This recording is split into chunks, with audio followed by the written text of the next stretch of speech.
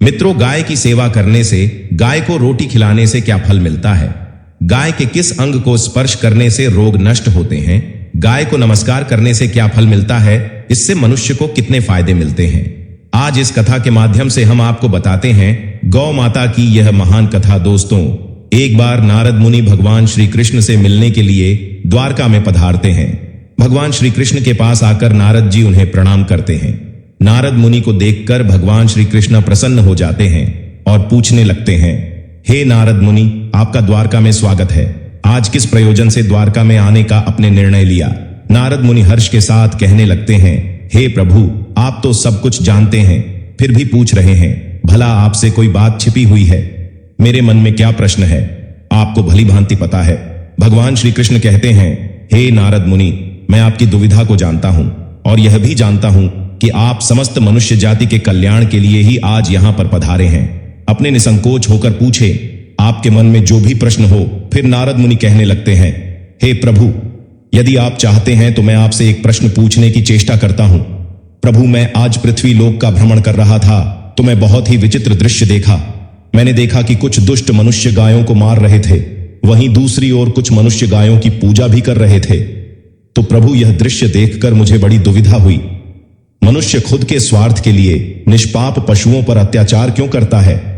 हे प्रभु, मेरे मन में यह जानने की जिज्ञासा हो रही है कि जो मनुष्य गाय की सेवा करता है, उसकी पूजा करता है, उसे क्या फल मिलता है, और जो पापी गायों पर अत्याचार करता है, उन्हें कौन सा दंड मिलता है? इस प्रकार से नारद जी द्वारा पूछे जाने पर भगवान श्री कृष्ण मुस्कुराते हुए कहने लगते हैं, हे नारद मुनि, आपने बहुत ही उत्तम प्रश्न किया है।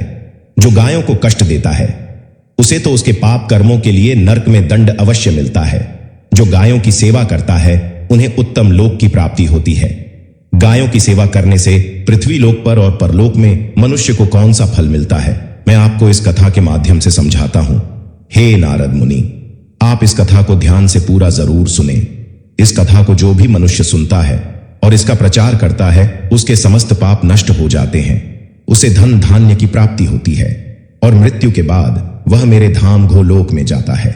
नारद मुनि कहने लगते हैं, हे प्रभु, यह मेरा सौभाग्य है कि आपके मुख से मुझे यह कथा सुनने को मिल रही है। मैं इस कथा को ध्यान से पूरा सुनूंगा और इसका प्रचार मनुष्यों में करूंगा। भगवान श्री कृष्ण कहते हैं, हे नारद मुनि, प्राचीन काल की बात है। पृथ्वी लोक पर मनु के वंश में एक दिलीप नाम का राजा था। महाराज दिलीप धर्म का पालन करने वाले गुणवान चरित्रवान राजा था। उन्होंने धर्म पूर्वक पृथ्वी पर जीवन यापन किया और अपनी प्रजा को सदैव ही प्रसन्न रखा। उनकी प्रजा सदैव उनसे संतुष्ट रहती थी। मगध देश की राजकुमारी शूंक्षणा महाराज दिलीप की पत्नी थी। महाराज दिलीप और महारानी शूंक्षणा बड़ी ही प्रसन्नता से रहने लगे थे, किंतु अनेक वर्ष बीत जाने के बाद भी महारानी के गर्भ से कोई संतान नहीं हुई। तब महाराज दिलीप एकांत में बैठकर सोचने लगे कि मैं कभी कोई पाप नहीं किया है और मैं सदैव ही धर्म के मार्ग पर चलकर ही सभी कार्य किए हैं, फिर भी मेरे किस दोष के कारण मुझे संतान प्राप्ति नहीं हो रही है। इतना सोचकर वह बहुत चिंतित हो गए। फिर उनके मन में एक विचार आया कि इस समस्या का समाधान केवल गुरु वशिष्ठ जी ही कर सकते हैं। वही मुझे मेरे दोष के बारे में बताएंगे और पुत्र प्राप्ति के लिए कोई उपाय बताएंगे। इतना सोचकर महाराज दिलीप अपनी पत्नी के साथ गुरु वशिष्ठ जी के आश्रम पर पहुंच गए। आश्रम पर वशिष्ठ जी नित्य कर्म यज्ञ आदि कार्य समाप्त करके अपनी पत्नी अरुंधति के साथ बैठे हुए थे। उसी समय महाराज दिलीप रानी के साथ उनके पास जाते हैं और उनका दर्शन करते हैं। वशिष्ठ जी ने महाराज दिलीप का स्वागत किया और उनकी पत्नी अरुंधति ने महारानी का स्वागत किया और उनके कुशल मंगल पूछते हुए उन्हें आशीर्वाद दिया। वशिष्ठ जी महाराज दिलीप से कहने लगे, हे राजन, सब कुशल मंगल तो है ना? आप और महारानी का आज अचानक वन में मेरी कुटियाओं में पधारने का क्या उद्देश्य है? किस कारण से एक महान सम्राट को अपना राज्य पाठ छोड़कर इस वन में आना पड़ा? सभी राजा महाराजा पुत्र उत्पन्न करके उन्हें अपना राज्य सौंप कर तपस्या करने के लिए वन में आते हैं, किंतु आप अभी भी जवान हैं। आपने अभी अभी राज्य का कार्यभार संभाला है। आपने अभी तक पुत्र भी उत्पन्न नहीं किया है, फिर आप ऐसे अपना राजपाठ छोड़कर वन में क्यों चले आए? यह आप जैसे महान सम्राट को शोभा नहीं देता है। फिर महाराज दिलीप कहते हैं, हे महर्षि, मैं आपके यहां पर तपस्या करने के लिए नहीं आया हूं। गुरुदेव, मैं आपके पास सहायता मांगने के उद्देश्य से आया हूं। कृपया आप मेरी सहायता कीजिए, मैं बहुत दुख में हूं। फिर महर्षि वशिष्ठ कहते हैं, हे राजन, आपके जैसे महान सम्राट को भला किस बात की सहायता चाहिए? आप तो स्वयं सभी की रक्षा एवं सहायता करने में सक्षम हैं। महाराज दिलीप कहते हैं, हे गुरुदेव, मैं आपके पास यह जानने के लिए आया हूं कि किस दोष के कारण मुझे अभी तक पुत्र की प्राप्ति नहीं हुई है।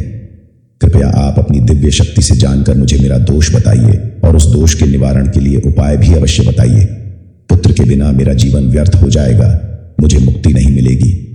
तब महर्षि वशिष्ठ कहते हैं, हे राजन, यह तो आश्चर्य की बात है, मैं अवश्य आपकी सहायता करूंगा। फिर महर्षि वशिष्ठ अपनी दिव्य दृष्टि से महाराज के भूतकाल को देखने लगते हैं तो उन्हें राजा की एक भूल के बारे में पता चलता है।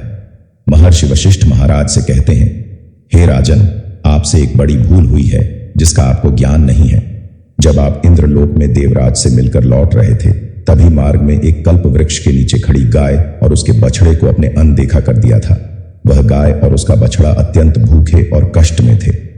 आपने उस कामधेनु गाय को ना भोजन कराया और ना ही उसे नमस्कार किया। उस गाय ने आपसे सहायता भी मांगी, किंतु आप अपनी प्रसन्नता में खोए हुए थे और आपको उस गाय की पुकार भी सुनाई नहीं दी। आपके स्वभाव को देखकर वह गाय अत्यंत दुखी हुई और उसने आपको श्राप दे दिया है। हे राजन, जो मनुष्य गाय को कष्ट में देखकर उसकी सहायता नहीं करता, भूखी गाय माता को भोजन नहीं करता, उसे तो महापाप लगता है और इस गाय के श्राप के कारण आपकी कोई संतान नहीं है। इस प्रकार से महर्षि वशिष्ठ ने महाराज दिलीप को उनके दोष के बारे में बता दिया, जिसे सुनकर महाराज बहुत दुखी हुए और पश्चाताप करते हुए कहने लगे, यह मैंने क्या कर दिया? मुझ पर धिक्कार है। मेरी ही मूर्खता के कारण एक गाय को और उसके कोमल बछड़े को इतना दुख सहन करना पड़ा। मुझे तो अब राजा बने रहने का भी अधिकार नहीं है। महाराज महर्षि वशिष्ठ से कहते हैं, हे गुरुदेव, मैं अपनी इस भूल को सुधारना चाहता हूं। कृपया आप ही मुझे कोई उपाय बताइए जिससे मैं इस घोर पाप से मुक्ति पा सकूं। मेरा अपराध क्षमा के योग्य नहीं है, किंतु फिर भी मैं प्रायश्चित करना चाहता हूं। फिर महर्षि वशिष्ठ कहने लगते हैं, हे राजा, आप दुखी ना हो। इस दोष से मुक्ति का उपाय अवश्य है। आप मेरे आश्रम की नंदिनी नाम की गाय की सेवा करो।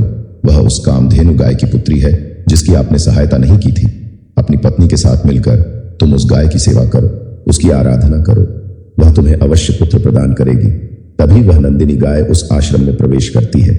उस गाय को आता देखकर महर्षि वशिष्ठ बोले, हे राजन, देखिए, केवल स्मरण करने मात्र से ही कल्याण करने वाली यह नंदिनी गाय स्वयं चलकर आई है।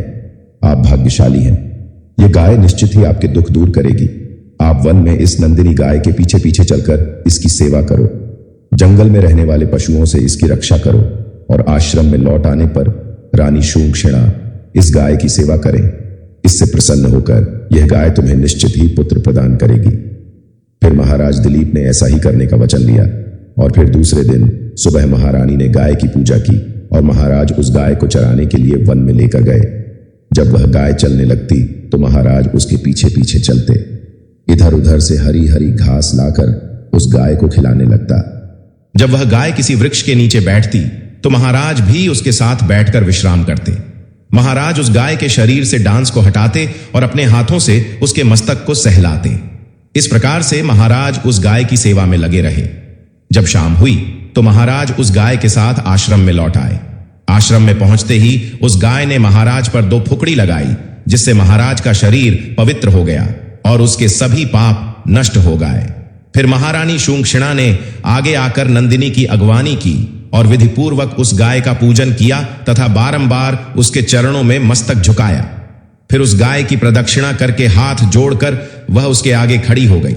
फिर उस गाय ने उस रानी की पूजा को स्वीकार किया और रानी पर अपनी दृष्टि डालकर उसके सभी दोष समाप्त कर दिए। गाय की दृष्टि पड़ते ही रानी अत्यंत पवित्र हो गई।